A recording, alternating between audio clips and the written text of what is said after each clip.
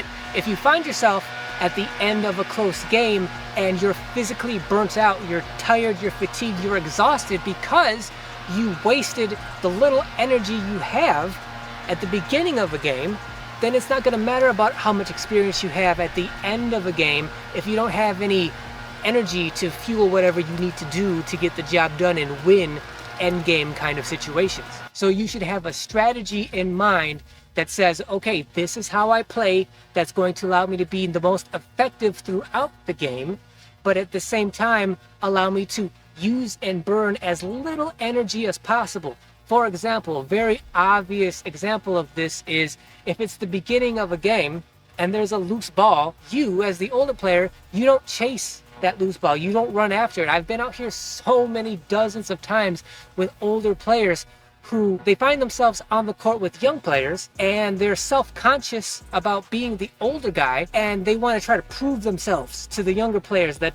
these strangers that don't know him.